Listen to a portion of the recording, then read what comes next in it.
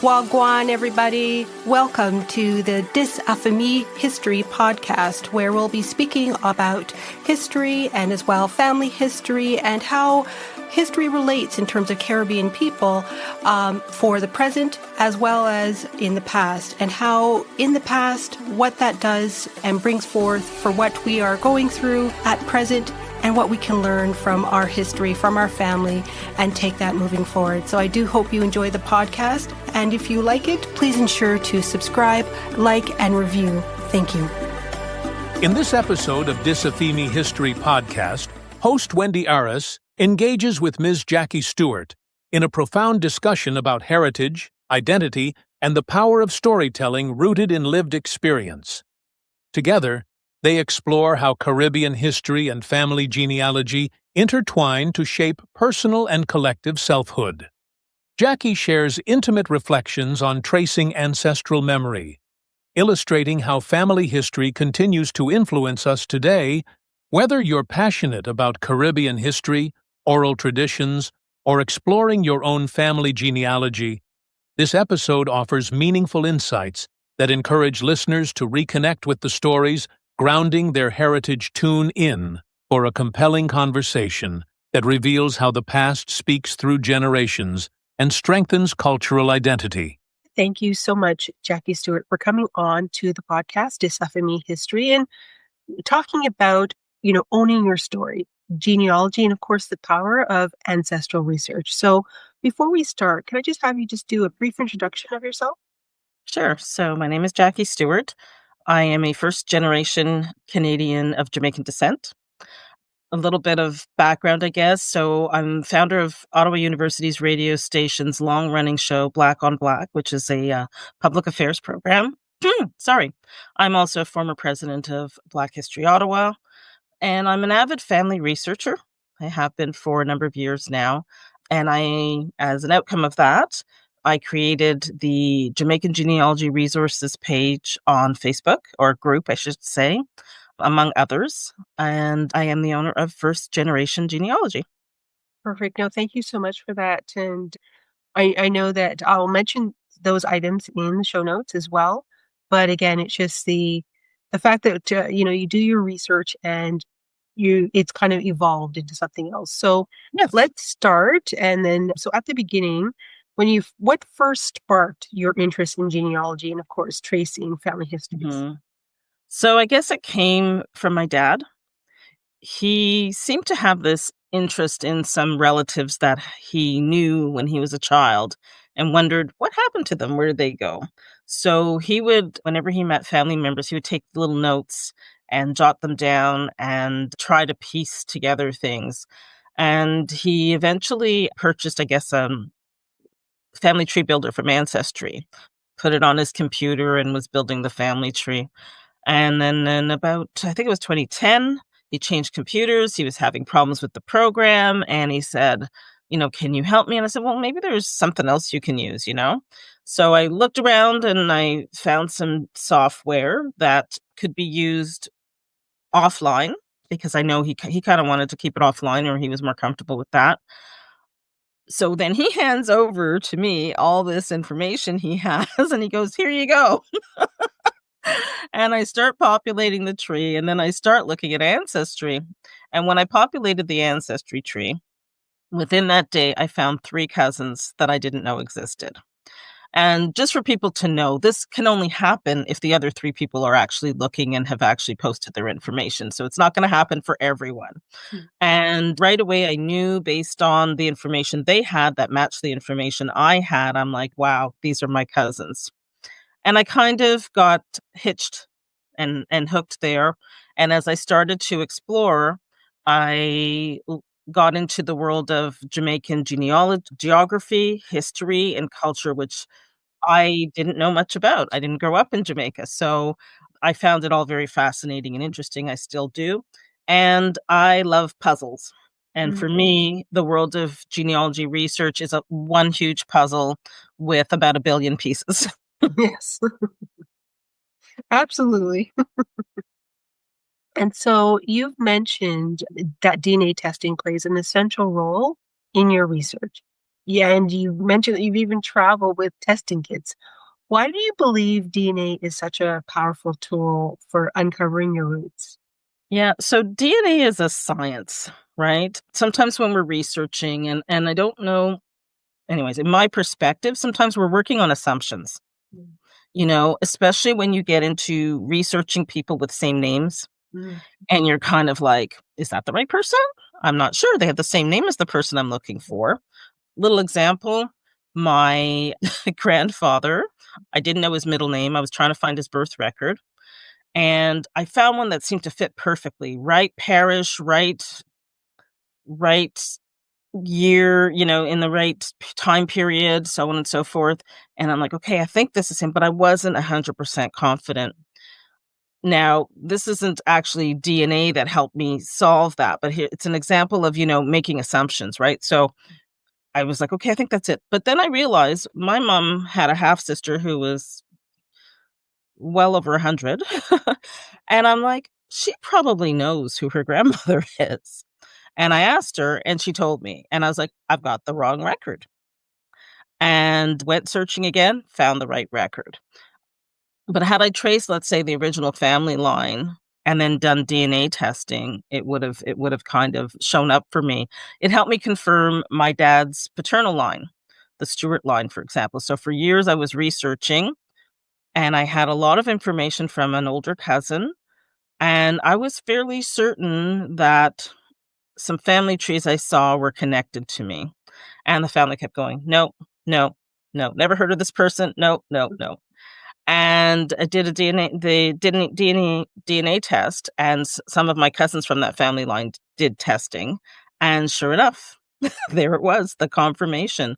So although I didn't have all of the documentation and all of the pieces, Mm-hmm. formal documentation, let's say, the DNA confirmed what I suspected. It also helps with things like not getting stuck on a name. Yeah. Okay, so an instance where we have a family member who they carry family members who carry a particular name. So let's say it's Clark, right?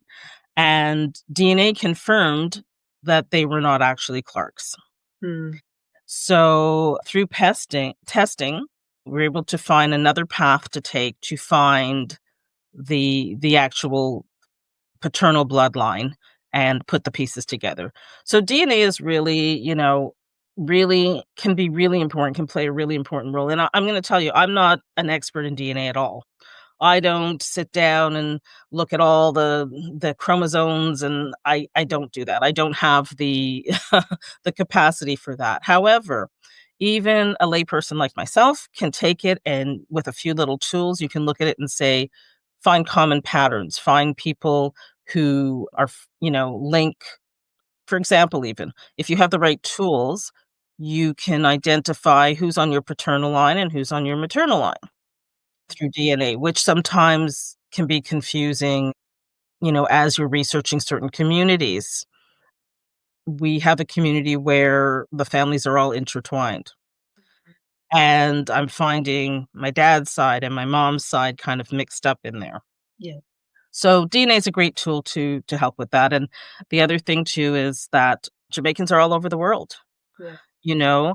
So sometimes you get these DNA matches that pop out of nowhere, Costa Rica, Panama, Cuba, and you're like, "Oh, wow," I found that I have a connection to Haiti.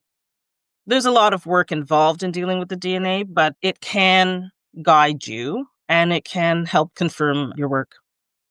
Yeah, because I mean, when as I always say, when you tap out of these, official records, this is what helps kind of bridge the gap to be Mhm. able to make certain connections further along. For myself, I haven't started that yet, but yes, I definitely It's will soon. Pandora's box, just know that Yes, once you get absolutely. started with it. Yeah.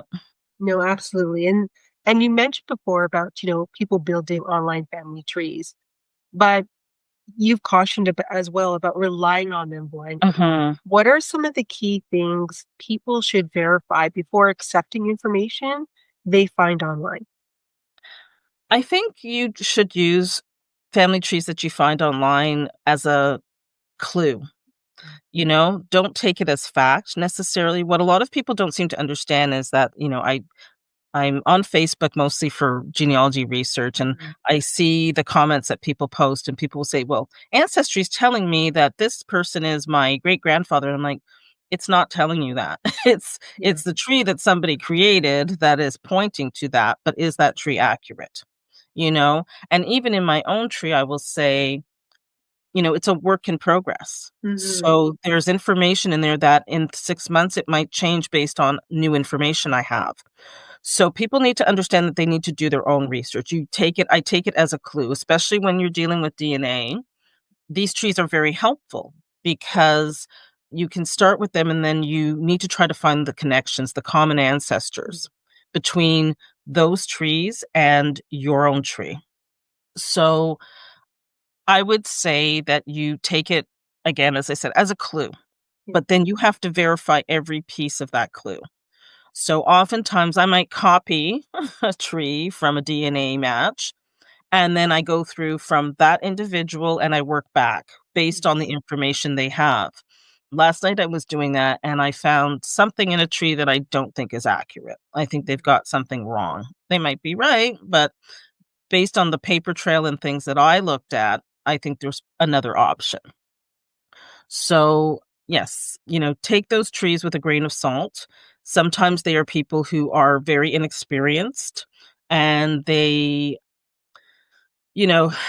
don't realize, or, theirs could be a work in progress too. It's not even necessarily that they don't know what they're doing. It's that this is the information they have and they're trying to work through their tree. But a good a good example is I think it was my third great grandfather had two relationships.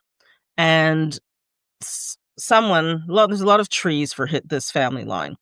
And someone had created a tree where his first wife had a child after she died. And everybody was copying that Really? tree What? with that same error. And I'm like, no, he had two partners named Mary. And this one died and what was it, 1837 or whatever it was, 1937. I think it was 1937. So, yeah, just take it with a grain of salt and take it as a lead, but Yes. don't take it as gospel. Exactly. No, absolutely. Because I know when I first started and start seeing these trees online and people going, "Yeah, this is the one, Wendy, this is the one." And it's as you said, you have to do the validation Yeah. to make sure who is the common ancestor and does this tree match into, my branch per se, right? So it's one of those things, but Mhm. I get it. Things it makes it a lot easier to just automatically just say, yeah, this is it, and so on and so forth. And I mean, I've put up a tree on genie.com, but it's you got to do the work in order Yeah. to make sure the information Yep. is correct. Absolutely. Another little example is, for example, so the same name issue, right? Yes. So I have an individual in my family tree, and a young woman was looking for an ancestor with the same name. And she automatically assumed that mine was hers because we do have some DNA connecting, but she didn't look at the DNA carefully. So I realized I have Stewart line on my father's line, and I was matching all these Stewarts that didn't match any of my other Stewarts. And I couldn't figure it out. As I researched and I went farther and farther back, I found that the connection was not actually on the Stewart line. My connection, my common ancestor, was on the Henry line. A Henry married a Stewart, and they came down, and that's how all of them were related to me. And the Henrys are on my maternal line. The Mhm. Stewarts are on my paternal line for me. Yeah. So I tried to explain to this person, look at your DNA matches, right? Your DNA matches do not align with the DNA matches or the profiles of my stewards, of the stewards that are connected to the man you put in your tree. Hmm. Okay. Yeah. If you look at the ones that you are connected to, you will see that they align and are connected with Sarah and Henry, right? So this is where, yeah, DNA can be very, very helpful. Yes, exactly. Especially with people with the same surnames, Mhm. it makes it, just as we were talking before, we started recording, the example is Beckfords, right? It's just Mhm. not all Beckfords are going to be related, but because it's a fairly popular name because of who owned the Beckford gentleman England that owned so Right. many plantations, right? So, and then this goes into, I guess, the migration of Uh-huh. families, where they, as you mentioned before, they appear, you had Stuarts appearing all over from Costa Rica to America, throughout the Caribbean. What can you say in terms of with migration, how that impacts the the research? For me personally, it creates some challenges. I'm still learning and exploring. I'm a researcher, I'm not a genealogist, Yes. okay? Yeah. So I'm still learning and exploring and trying to find tools and ways to get information from certain regions. This is one of the reasons I walk with DNA kits, you know? The more people who test, the more we can connect the dots. So, you know, Jamaicans have migrated quite a bit. They're everywhere. As I put in a post yesterday, if you look in almost any community, any country, you're going to find a Jamaican person. In 1796, we had the just after the Maroon War, we had Maroons that were from Trelawney, Mhm. right, and they were sent to Nova Scotia. And so I kind of marvel at these matches, DNA matches that I have in Nova Scotia, and I'm like, "Do I have a maroon connection?" Haven't gotten there yet to explore that. But yes, our people are everywhere. I mean, through the research too, we have Panama. My grandfather worked on the Panama Canal, apparently, I'm told, for a very short period of time. But he went there and he didn't like what he saw and the way that they were treating people because it was a segregated work environment at that time under the Americans. So he came back, you know? So we have that migration. We have farm workers in the 1940s, where Jamaicans began to migrate to, I think in the 40s, it was US. Yeah. We've got Windrush, 1948. In Canada, we have the domestic scheme, Yes. you know, where many West Indian women came up to be housekeepers and nannies and so on. And, we still have to this day, I think, the Canadian Farm Work Program. Exactly. So we're everywhere. We're Yes. everywhere. Yes, and just going to, just finding that people have migrated because we're always assuming or we're always told that each island was an island unto itself. It was kind of like they were all siloed communities, which is not the case once you start researching and uncovering and seeing that movement happened throughout the Yes. centuries. And it's not the popular narrative, so to speak, of when people started to migrate. Mhm. Yes, even across the island, I think I understand that it's a period of time, like, Kingston was the place to go for work, for Yeah. jobs, certain types of jobs, right? So, everybody migrated to Kingston, you know? Mhm. But even I myself, the DNA has pointed me to all across the island. I Yeah. was focused on St. Anne, absolutely focused on St. Anne. Now I'm kind of venturing into, oh, there's something going on in St. Mary. I've got St. Catherine's. I've got Manchester. I have Portland. I have some matches in Portland and I have no idea Wow. what that connection is. So yes, people moved around quite a bit. I think too, when you look at the records sometimes, there was a discussion on Facebook, someone saying, I can't remember the community. A community was mentioned as the abode, but the vital record was recorded in another parish. Yeah. And I tried to explain, well, sometimes people would travel from to different parishes for their churches or for business or so the abode is possibly quite correct. And they took that day and went to such and such parish to have the baptism done or whatever. Exactly. So yeah, a lot more mobile than I think we think. People tend to. Yes. No, I would agree, definitely. And, you mentioned before about, there's many genealogical websites and repositories out there. Which ones for that do you find most reliable and what cautions would you give Mhm. beginners? So I've used Ancestry and Family Search. Ancestry, we've talked a little bit about, adopting the trees that are there, and that's on any site, like just accepting. Ancestry has an option where you can merge information into your tree and that kind of thing. So I tend to, as I said, I'll manually put in the information from another tree and then work my way through, referencing the original tree as I go along. Family Search, and I'm hopefully not misspeaking right now because I haven't updated myself on this, but they had, and I think still have, a community type of family tree building, Yes. and that scared me when I started. And then I saw people were like changing my tree and adding information that was inaccurate. I stopped posting my tree on Family Yeah. Search. Mhm. Now, I attended virtually some of the Roots Tech sessions last year, and they've put in some tools to try to avoid these errors from happening or these changes, but I don't know how effective they are. I think that people will still do what they want to do.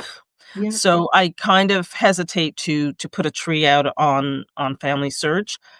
I've used other sites as well, as like My Heritage had a tree on there, and similar to Ancestry, same thing. I wouldn't just accept the information for, as I've heard many of your guests speak, for civil registrations, Family Search is absolutely the best place to go.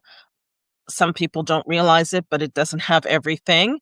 It has birth records up to 1930, death records to 1995, and marriages to 1950. And I will have people say to me, "I found something after." I'm like, "I don't think so."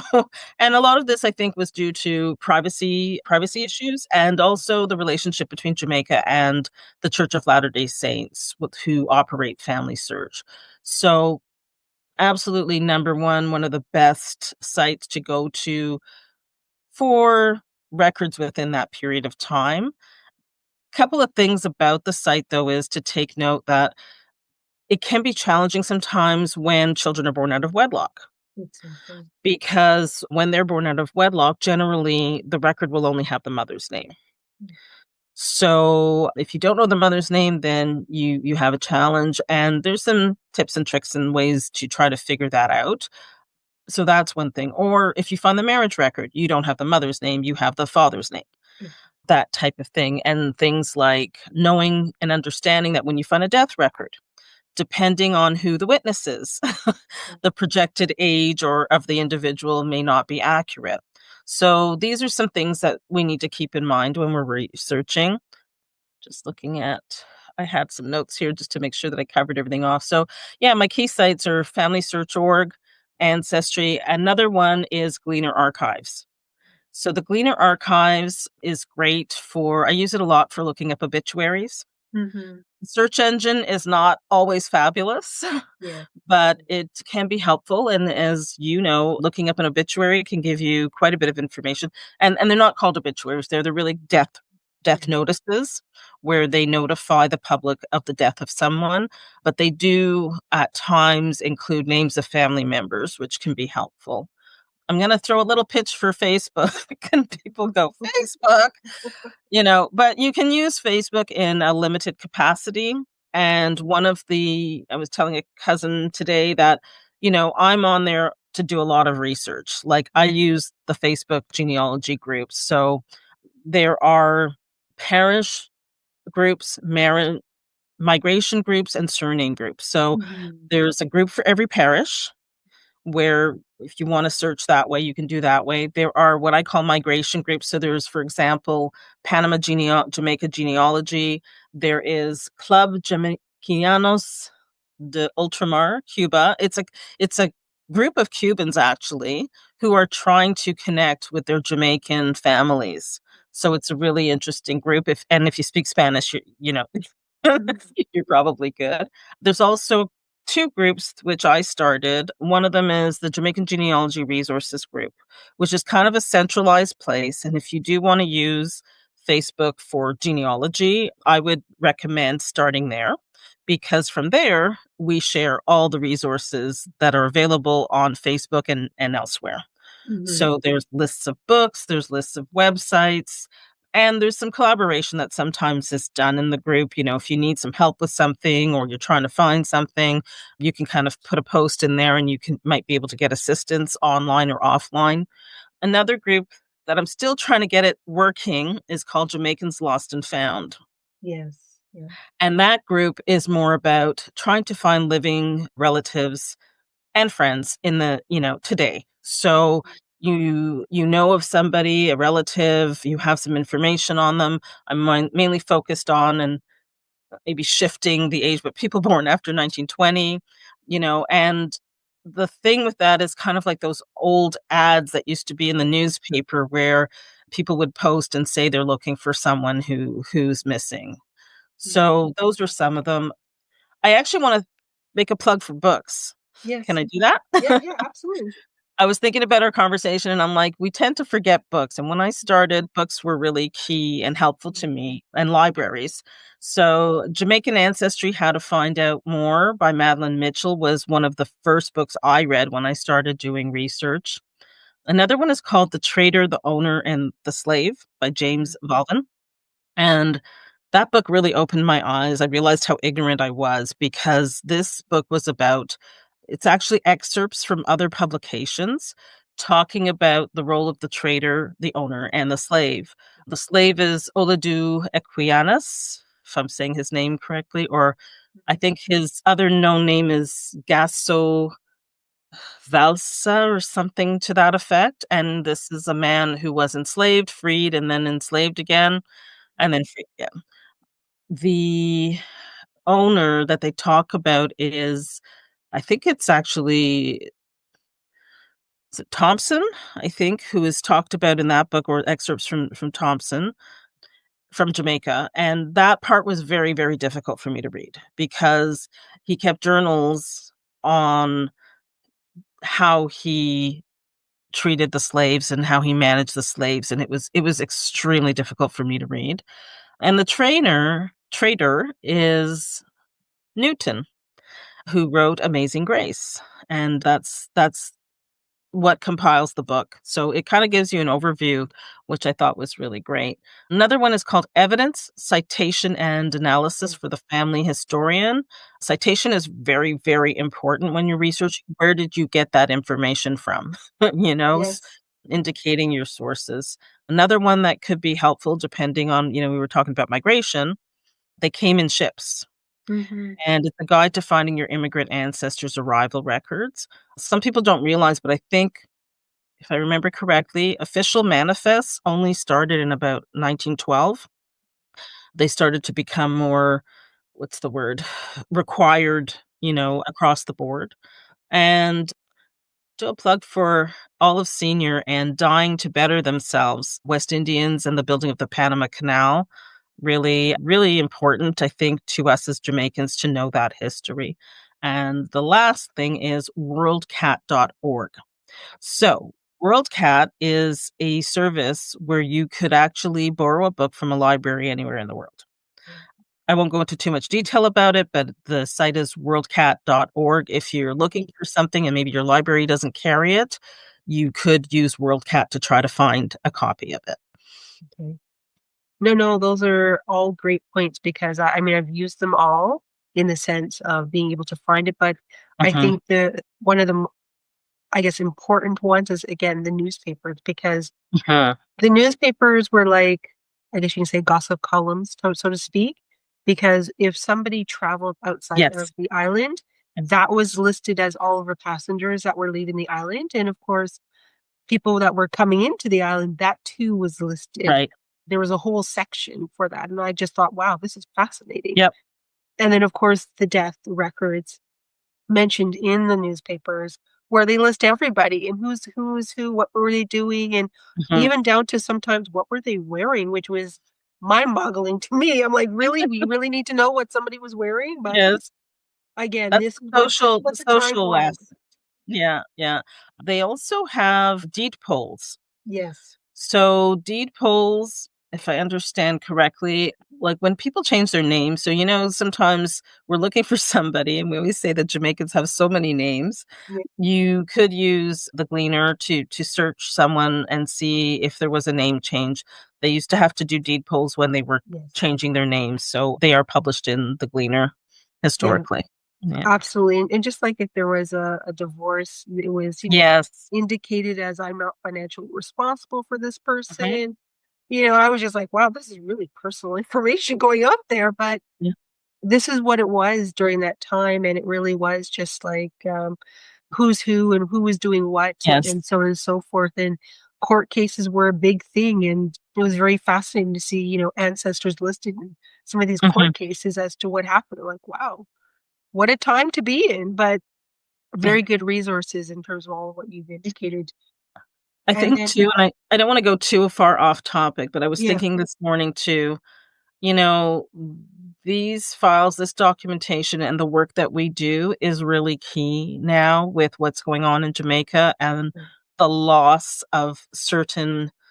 I couldn't help thinking about it this morning, the loss of certain family documents, heritage pieces, that kind of thing. So I think that really this documentation we do as family researchers, that historians do, is vital.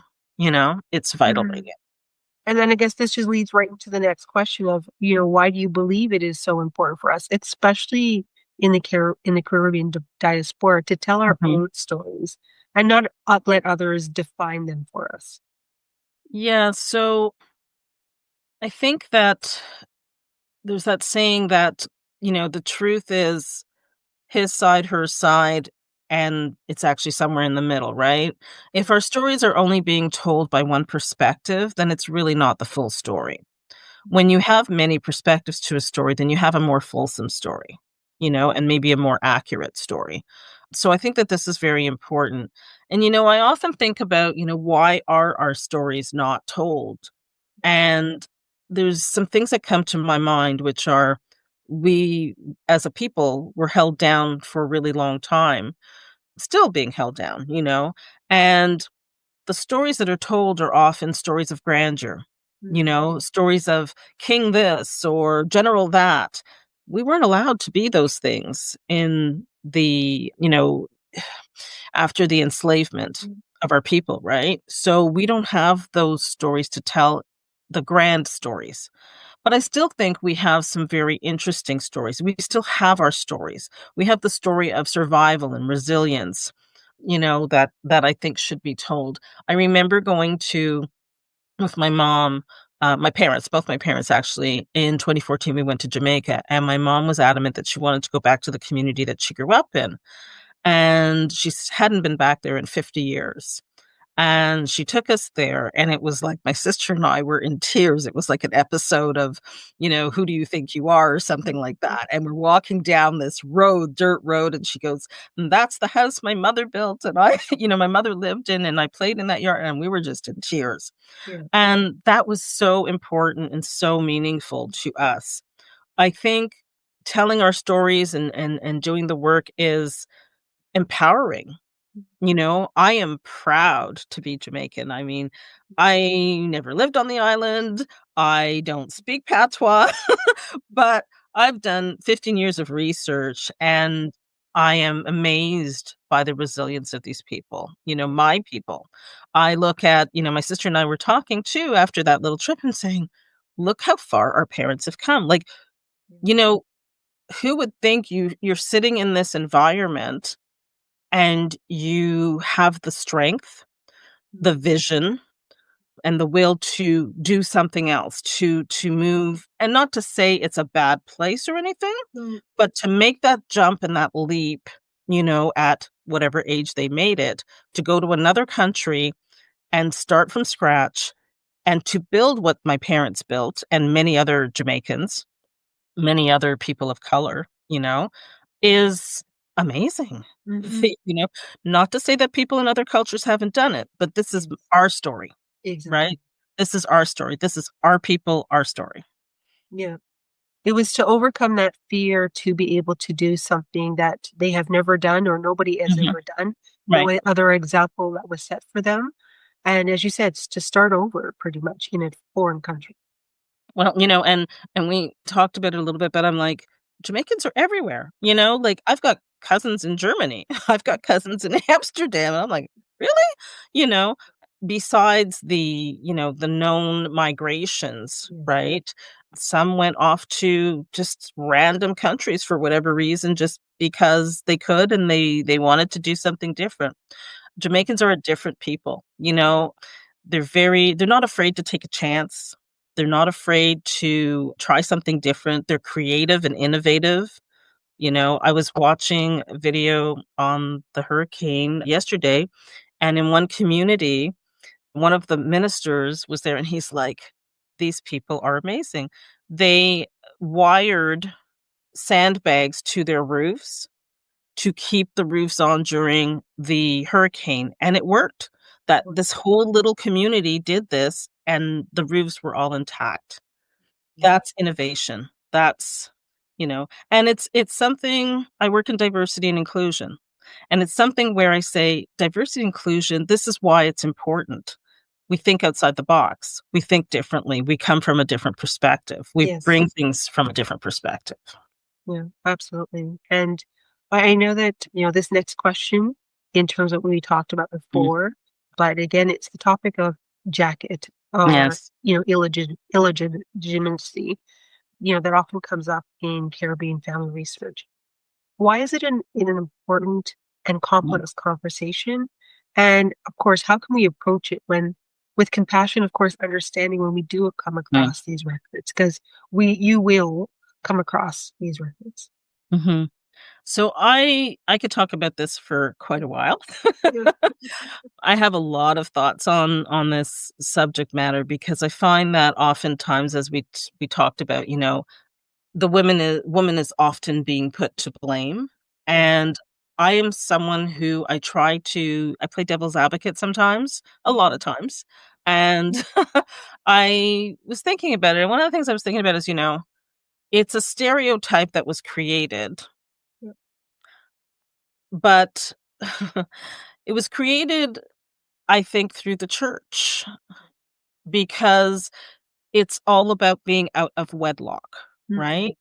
Mhm. However, when it served, the enslavers, they were happy to have children out of wedlock. Mhm. You know, you know, illegitimacy is not solely isolated to the Caribbean, right? Right. So when I was thinking about this question, I was like, the monarchy, clergy, politicians the world over are known to have had children out of wedlock, right? But they're not shamed for it. No. You know, the term jacket and illegitimate looks to classify people and to put them down. I dislike both terms extremely, and there's many perspectives when we're looking at, as I said, I hear that women are often blamed for this, and I think we need to consider, the time period. And I don't condone deceit or anything, but, No. when you look into the past and you say that women were expected to give in to the advances of men and have been forced into sexual relationships, right? That creates perhaps a child out of wedlock. There are countries and cultures where a woman may enter a relationship to support her family. So I lived in a part of Africa where what I realized was that women were engaged with men because they had children they couldn't support because they Mhm. couldn't get work, Yeah. So there are many reasons these things happen. I even most recently started thinking about, how does a woman who's married and perhaps is raped go to her husband and tell him, you know, I was raped. This is not your child, Mhm. you Exactly. know? Yeah. So I think that we need to, when you talk about compassion, I think those are some of the things we need to consider. You Mhm. know, I I feel that a lot of men are not being held accountable for these situations Exactly. as well. I think I told you about this little tit tat that I had with somebody where they said at birth, there should be DNA tests done to identify and confirm the fathers. And I was like, yeah, that'd be great, because then we could make the fathers who abandon their children Yeah. and have raped women accountable. Mm-hmm. So I think we need to broaden our minds when we think about this. You Yes. know, we really do, and stop labeling people. I know people who are stigmatized by those labels all their lives, all their lives.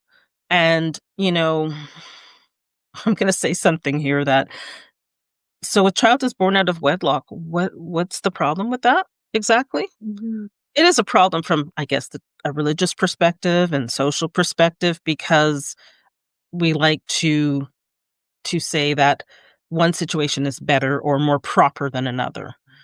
But really, you know. If you touched upon something, especially, when it comes to rape, because when you're looking at records, because again, I'll just use my great grandmother, who, I found all of her children, they all had one last name. And then once, she became married, her identifier of her father was completely different. And I said, what's going on here?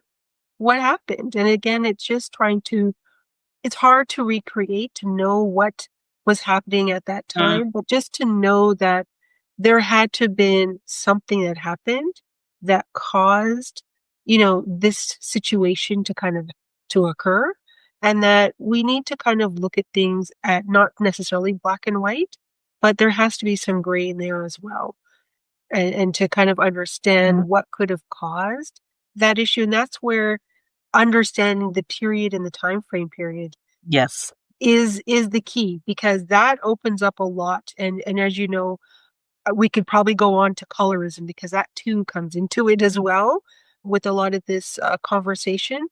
But again, it's just trying to understand that time frame period and what would have caused that to happen, you Mhm. know?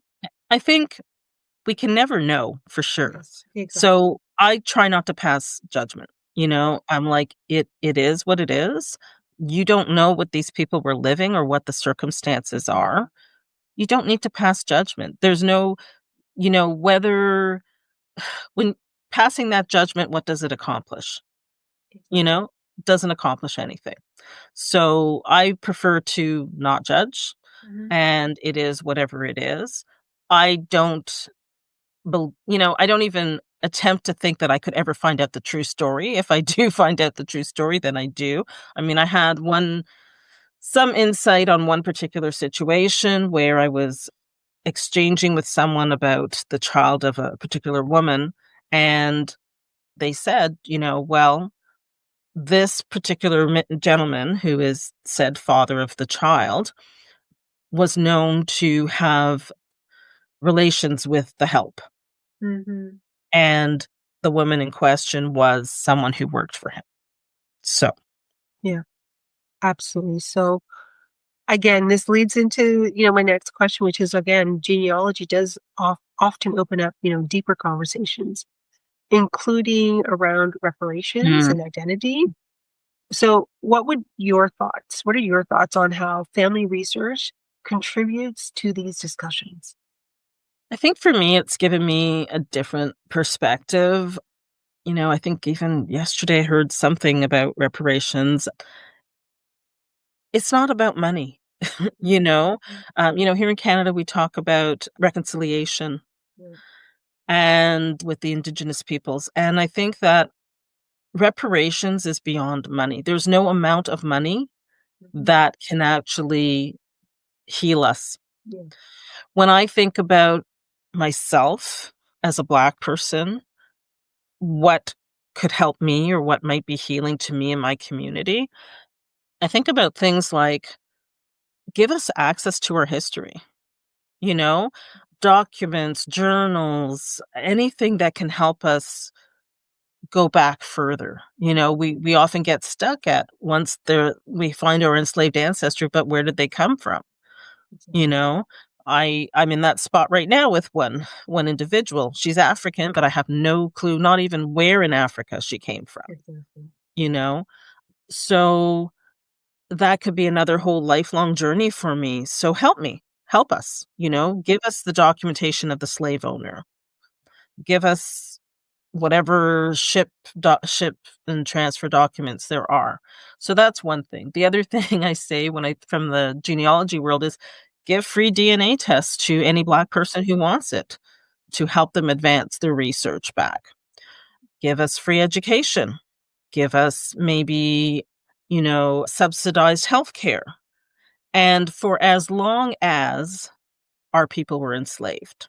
Mm-hmm. Because doing this one generation, giving a lump sum of money to, let's say, this generation, right? Yeah.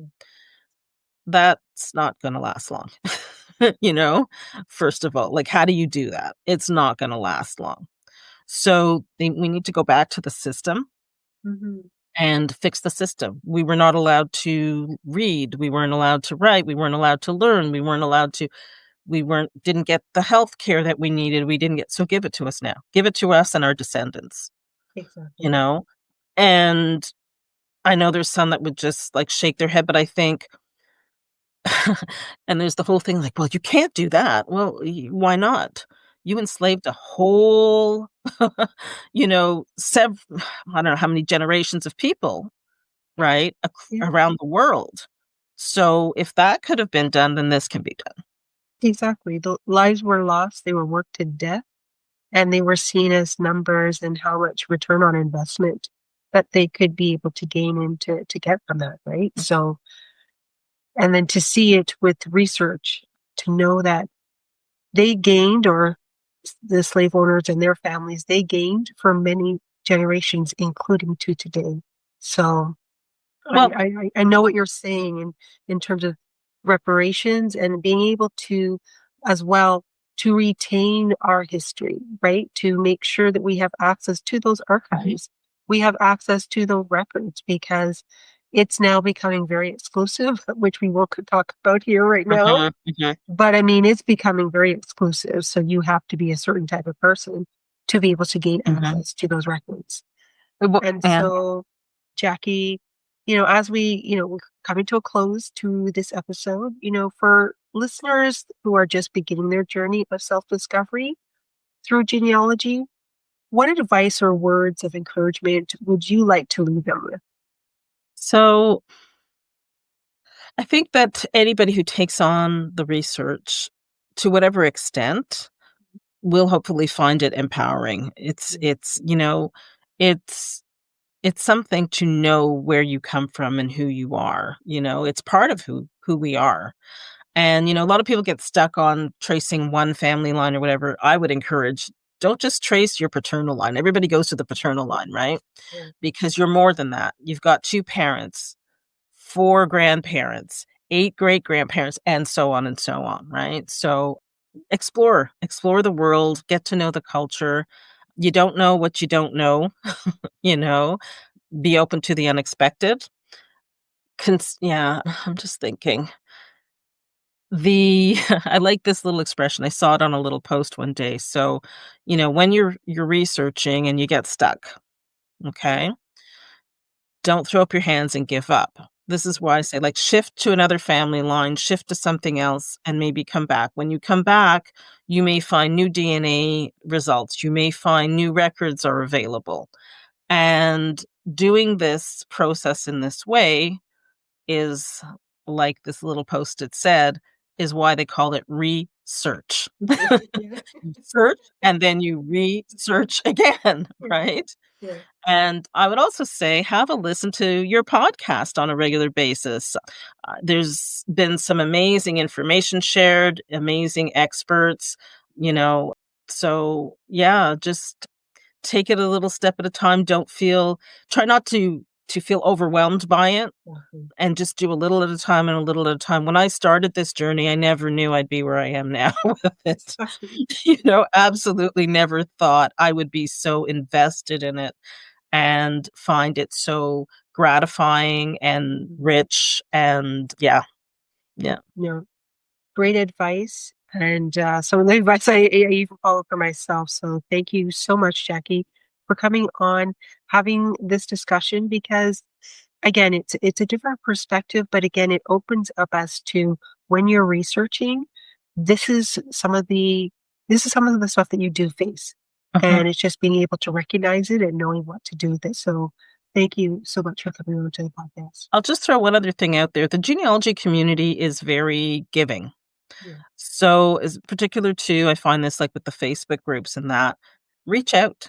If you've done a DNA test, don't hesitate to reach out to the DNA match.